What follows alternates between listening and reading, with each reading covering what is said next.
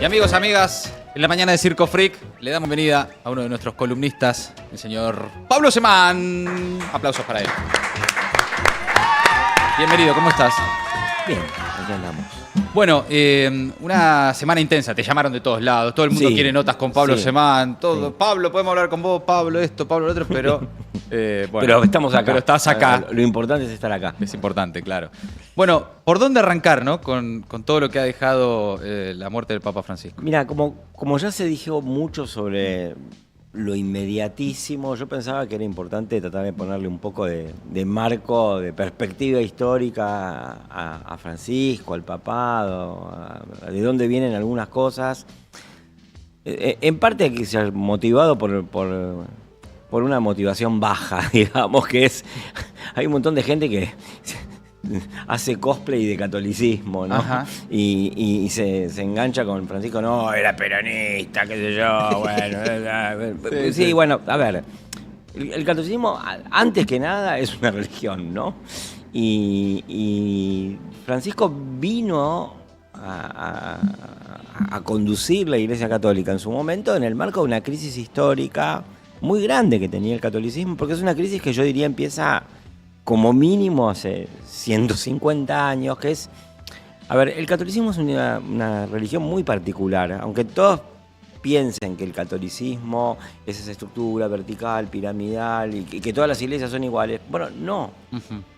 O sea, no ocurre con el judaísmo, no ocurre con el islam, no ocurre con el budismo, no ocurre con los protestantismos, con los evangélicos. Hay un tema que hay que tener en cuenta que tiene que ver con esa crisis histórica del catolicismo, que yo diría tiene tres grandes crisis en estos 150 años. Sí. Una es la crisis que le impone la modernidad y el liberalismo, el catolicismo, con todas las cosas que después Francisco tuvo que, digamos, con las que tuvo que dialogar, los derechos de los sujetos. Claro. ¿No? Con la democracia misma, porque el papado no es una democracia. Entonces, hay mucha gente que en ese cosplay de catolicismo dice, no, yo no soy liberal. Sí, bueno, sí, nunca te pegaron un cachetazo en la vida, así que antes de repudiar el liberalismo, ¿viste? Bueno, y ese fue un problema para el catolicismo históricamente. Francisco intentó un diálogo, quizás yo diría tardío, porque el mundo está dejando de ser liberal. Por el otro lado, hay otro conflicto que es histórico, que es el conflicto de clases sociales, ¿no? Y con el cual el catolicismo tuvo un diálogo intenso durante todo el siglo XX, porque no es solamente la teología de la liberación, sino las teologías previas, con distintas orientaciones, también se encargaron de la cuestión social. Y en tercer lugar, hay otro gran problema que tiene el catolicismo, que sigue teniendo el catolicismo, que tiene que ver con esa estructura piramidal, vertical, que es... El catolicismo fue una religión de parroquias, de territorios, de segmentos establecidos de población, que empezó a tener problemas cuando la gente se empezó a mover, las ciudades cambiaron, había migraciones de Europa hacia América, digamos, de envergaduras que desbordaban la capacidad de la Iglesia de contener esas masas. El siglo XX fue el siglo de formación de las masas. Y la verdad es que la logística católica estuvo cada vez más impedida, porque por un lado crecían las poblaciones, crecían las ciudades, se desbordaba el régimen parroquial, y por el otro lado el catolicismo seguía teniendo el mismo método de reclutamiento de agentes religiosos, que es un método de reclutamiento de agentes religiosos que aleja las vocaciones. ¿Quién quiere no estar casado, no tener propiedad, estar permanentemente observado, estudiar 200 años? La vida de un sacerdote es difícil. Entonces, eso también esas tres crisis confluyeron después en el papado de Francisco, pero eran las tareas históricas que tenía que resolver el catolicismo, ¿no? Y Francisco se posicionó frente a eso.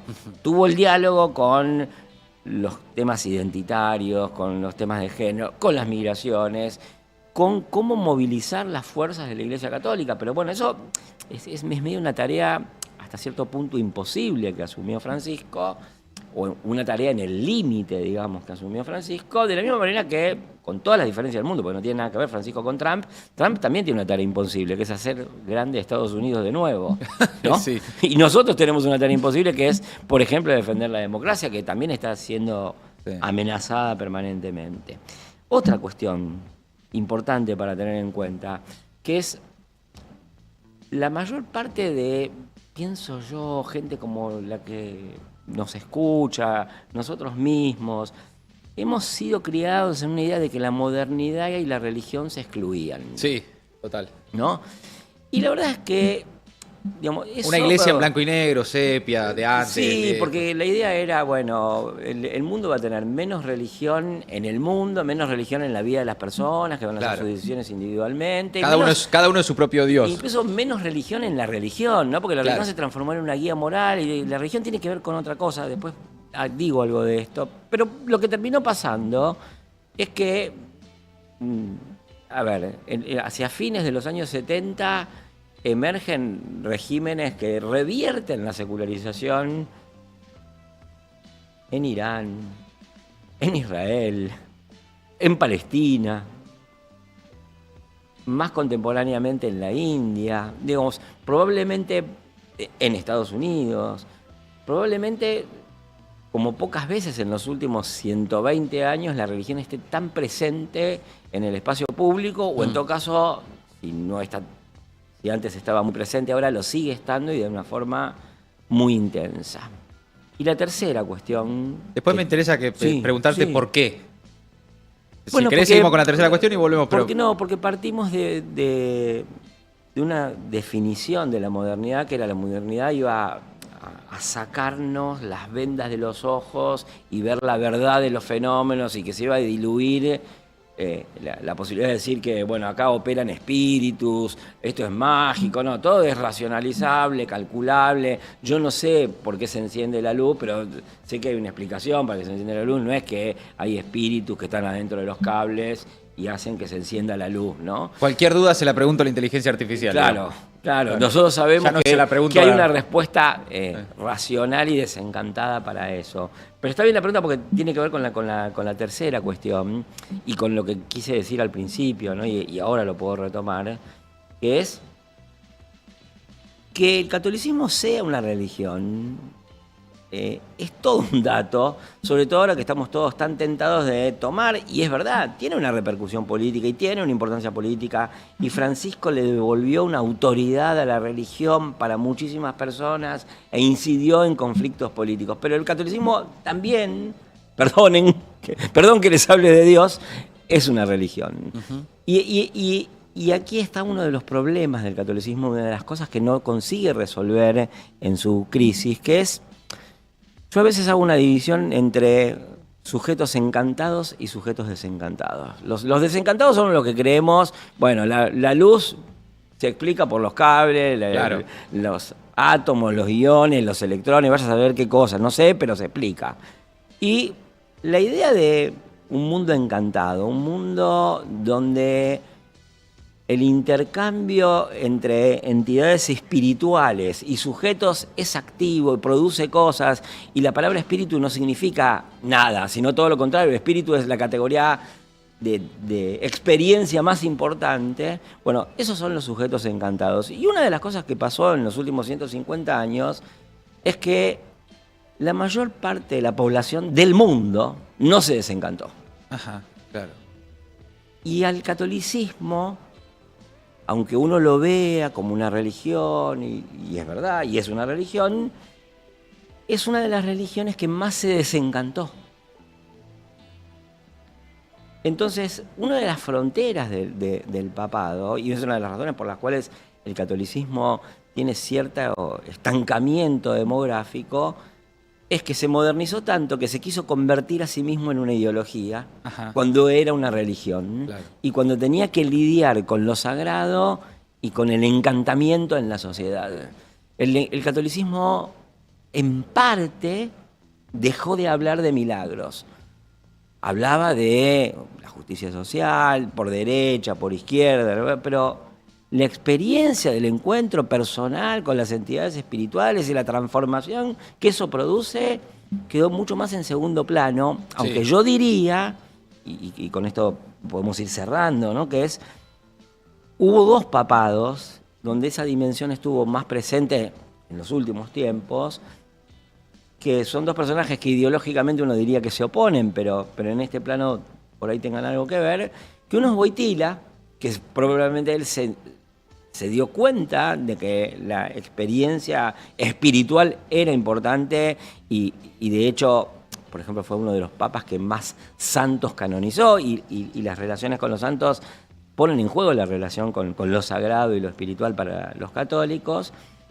Y yo creo que Francisco, de otra manera, pero también jugó un poco ese papel. Digamos, o sea, obviamente que a Francisco hay que verlo como, o se puede verlo como el último bastión del humanismo y como una figura preocupada por los destinos de los pueblos. Pero creo que Francisco no era insensible a la dimensión propiamente espiritual de la experiencia católica. Y en ese sentido también toda su tentativa de, yo lo dije en una nota, que era desvaticanizarse, ¿no? Claro. De salirse de la cárcel de la curia, en una tentativa de liberar el Espíritu Santo y promover ese encuentro.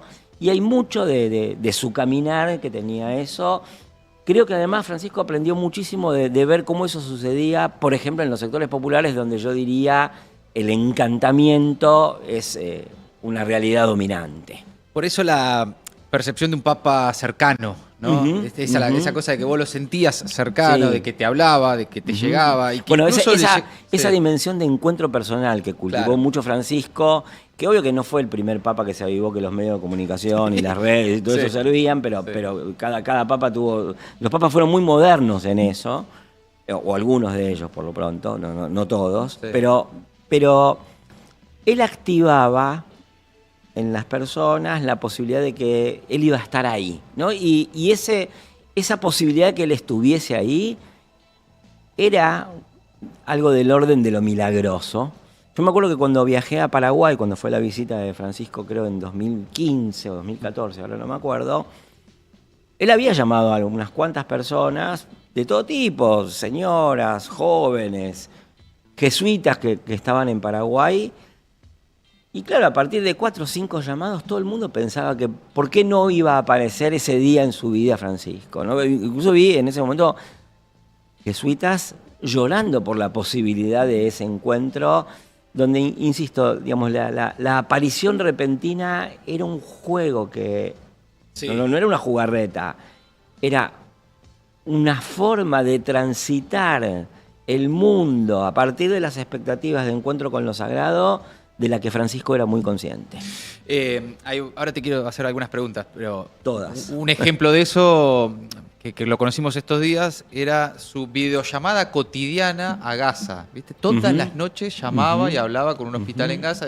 Estar, ¿no? La cercanía, acercarse. Porque, digo, esto que yo venía diciendo, que Francisco intentaba encarnar la posibilidad del encuentro con lo sagrado, también lo hacía al mismo tiempo en relación a sujetos que eran los destinatarios principales de su obra evangelizadora.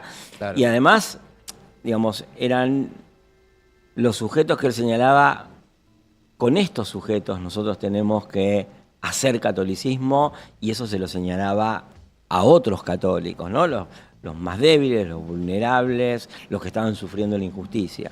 Cuando lo eligen, ¿no? Cuando él mismo dice, me vienen a buscar al fin del mundo, había ahí una interpretación de lo que hoy se llama crisis de representación, ¿no? Pero que había, estamos perdiendo terreno en términos estratégicos de claro, pero esos tres, ¿no? La imposibilidad de dialogar con las realidades culturales que instauró el liberalismo, la imposibilidad de comunicarse bien con los sectores populares, la imposibilidad logística del catolicismo, se conjugaron esas tres crisis en ese momento. Claro. Pero además él viene a resolver otra cosa, y esto es importante verlo históricamente.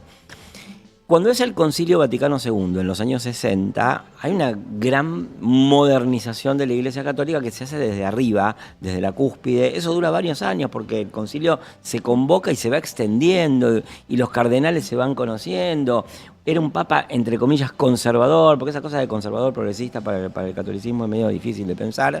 Pero bueno, había un papa conservador que asumió una agenda progresista, Pero apenas termina el concilio, Pablo VI pone de secretario, de jefe de la Inquisición a Ratzinger, que ya empezaba ahí, que había sido parte de los renovadores, y se da vuelta y lo pone a vigilar el concilio y lo va rompiendo de a poco, tanto que en 1985, creo, Juan Pablo II, que mantiene a Ratzinger, le dice a los católicos, bueno, se acabó el tiempo de las experiencias. Claro.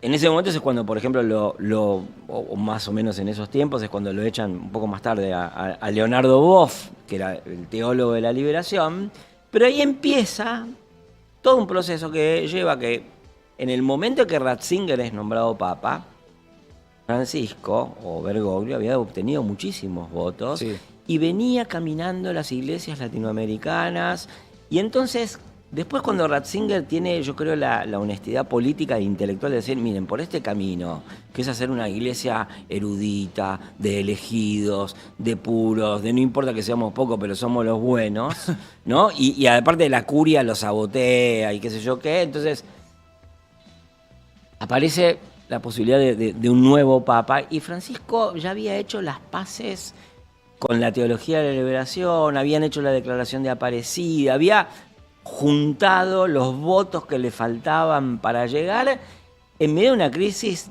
de la iglesia que tiene que ver con estas cuestiones de muy largo plazo que nombré, pero también con la crisis financiera o los escándalos financieros, la crisis por los abusos e, insisto, el decrecimiento demográfico. Entonces, cuando llega Francisco, tiene la posibilidad de empezar a resolver esas tres crisis. Eso fue lo que intentó hacer. Habrá que ver cuánto de eso sigue teniendo impulso. Yo creo que la orientación de Francisco fue, miren, yo no voy a hacer un concilio para reformar la iglesia desde arriba. Lo que yo voy a hacer es caminar la institución entera. Y sobre todo voy a hablar, Francisco siempre había hecho esto, él entendía la situación existencial de los sacerdotes y hablaba mucho con los sacerdotes y los contenía y avanzaba con un nivel, digamos, más intermedio de la estructura católica, pero que es el que se mueve cuando hay que hacer catolicismo. Claro. Y obviamente también... Lo periférico, digamos. Claro, sí. Y obviamente también con los excluidos, y ahí sí ya con las periferias sociales, con aquellos con los que el catolicismo en su distancia romana nunca había sabido tratar. Claro. Por eso esa insistencia de Francisco en que los pastores, o mejor dicho, los sacerdotes, fuesen pastores y fuesen pastores con olor a oveja. Esa era un poco la manera de intentar resolver la crisis de representatividad y el conjunto de crisis de largo, medio y corto plazo que se acumulaban en el catolicismo. Pablo, por supuesto ya lo estás diciendo, pero te lo hago más específico en el sentido de los no católicos, de los que no sienten la religiosidad, pero sí veían en la figura de Francisco una representación política, ¿no? Un liderazgo político, por lo que decía, por cómo interpretaba, sobre todo en el contexto global, su forma de entender el mundo, ¿no? ¿Qué ves ahí en esa conexión política, de liderazgo político más que espiritual y religioso? Bueno, a ver, esa síntesis que hace el mundo católico, o una parte del mundo católico argentino y latinoamericano, que es la teología del pueblo, que es una teología de los oprimidos, pero más en clave cultural que en clave sociológica marxista. Claro. Se vino elaborando durante 30 años, 40 años, y era una teología atenta a las exclusiones sociales, pero también a las culturales, ¿no? La teología de la liberación a veces planteaba algunas cosas como que, por ejemplo, la creencia en las promesas y en los milagros es infantilismo religioso, ¿no? Y la teología del pueblo se tomaba mucho más en serio esa espiritualidad popular, el mundo encantado, ¿no? Entonces, yo creo que la labor de Francisco, luego de 40 años de maduración de la teología del pueblo, y instalado Francisco, digamos, en el centro del dispositivo católico, expandió eso en los dos sentidos, social y cultural. Compromiso con lo específico de la experiencia católica e e integración y derrumbar o cuestionar las fronteras que separaban a la Iglesia de la sociedad, tanto de la diversidad cultural, identitaria, como de las exclusiones sociales. Por eso Francisco, digamos, va con los pueblos que sufren en guerra, va con los inmigrantes, va con los presos, va con los más pobres. Claro. Ahí te quiero preguntar específicamente por este libro que tenés, que es Vivir la Fe, publicado en Siglo XXI, que habla de la religiosidad de los sectores populares en la Argentina. Posiblemente una de las principales características del papado de Francisco, y que además uno lo ve por estos días, ¿no? Y uno veía una relación entre la política o la dirigencia política más tradicional, como con otro dirigente político, ¿no? La foto lo traían, bueno, un poco. Pero había una capilaridad de la llegada de Francisco. Vos ves en los comedores populares, vas a las iglesias de los barrios, la figura de Francisco muy presente en esos barrios, ¿no? Hay una cosa que, a ver, quisiera graficarla como ejemplo para poder tangirlo, ¿no? De por qué esa capilaridad y todo lo que le faltaba, pero hizo muchísimo más que ningún otro papa, tal vez, salvo Wojtyla, para derrumbar una frontera. Que es, yo hace poco tuve la oportunidad de estar en Roma, y el día que se rezó por Francisco, que fue el 26 de febrero, ¿no? Y entonces estaba en San Pedro y uno veía cardenales, muchos de ellos que van a formar parte del cónclave, algunos de los papables, estaban ahí caminando, y uno los ve, a esos cardenales, y la forma o sea, la elección de sus atuendos, los ornamentos, uno los ve y son realmente personajes de otro mundo, que imponen una distancia, digamos, aristocrática, a la cual, digamos, yo no me animaba casi ni a mirarlo, porque decía, no, este tipo va a decir, ¿quién es este sucio? Digamos, claro, ¿no? claro. O sea, Claro.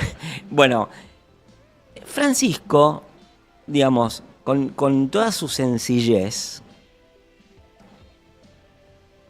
derrumbaba las fronteras del encuentro entre las personas con él, ¿no? Y, digamos, en el mundo popular hay una valoración del sacerdote, pero hay un anticlericalismo, un cuestionamiento a la distancia, a la frialdad de los sacerdotes. Entonces, un papa que como papa quería seguir siendo pastor y actuaba como pastor y estaba en los problemas de las ovejas y hablaba de los problemas de las ovejas con las ovejas, y era todo eso lo que se encerraba en su presencia, es un papa que ayudó a ampliar la capilaridad, un poco como vos decís, a romper fronteras. Obviamente que, a ver, el catolicismo está en crisis, pero el catolicismo sigue siendo una religión importantísima, legítima. El discurso del catolicismo sobre, digamos, la justicia social, sobre proteger a los más débiles, es un discurso importante. Y en las periferias sociales y existenciales, ese discurso tiene una llegada. Lo que hace Francisco, creo yo, es dotar ese discurso de una coherencia y de una potencia que no podía darle ese Vaticano aristocrático. Claro. Pablo, me encantó esta charla. Sé que arranqué el programa pensando, por la conversación que estamos teniendo entre todos estos días, la noticia del fallecimiento del Papa nos llegó el lunes a la mañana. Y yo ya ayer martes a la tarde escuchaba y nos pasaba, che, vos ya basta con el Papa. Entonces estábamos a miércoles y había como una sensación que, ahí te pregunto también, de época, ¿no? Esta cosa medio de la dopamina del día a día, de las noticias del día, que a veces no nos permiten sentarnos a pensar. Lo que pasa es que yo creo que serio, es algo muy fuerte. Sí.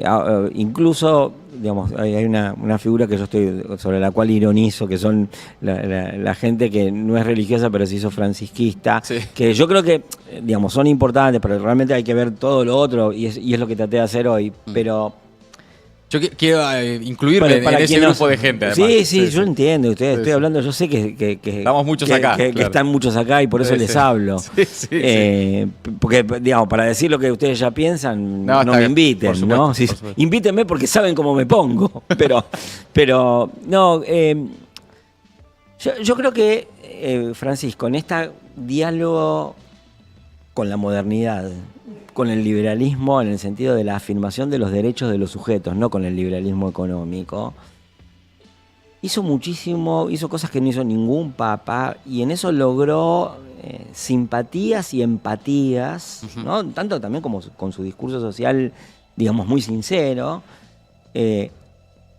justo en un contexto donde la perspectiva de la democracia y la perspectiva social de la democracia está siendo cuestionada. Nosotros tenemos un presidente que dice que la justicia social es una aberración. Una aberración y que está basada en la envidia, ¿no? Y entonces, en ese contexto, la pérdida de Francisco es una pérdida muy dura para quienes, yo un poco tomo distancia, pero digamos, más o menos estamos en este mismo barco. Y entonces, yo creo que sí, a ver, no, se va a seguir hablando mucho tiempo de esto, no es una noticia de un día. Totalmente, claro. Un poco, a mí me pasa lo siguiente, ¿no? Que es, ayer, hoy mismo, uno tiene que poder inscribir en la conciencia que Francisco falleció.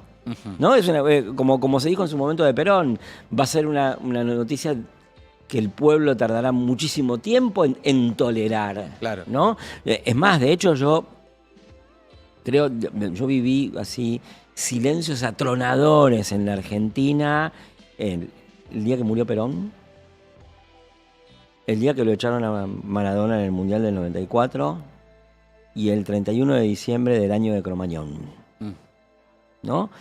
Y volví a sentir algo de ese silencio que, digamos, es quedarse sin palabras, quedarse en parte sin aliento, quedarse en el desamparo. Volví a sentir algo de ese silencio en la mañana en que nos anoticiamos del fallecimiento de Francisco.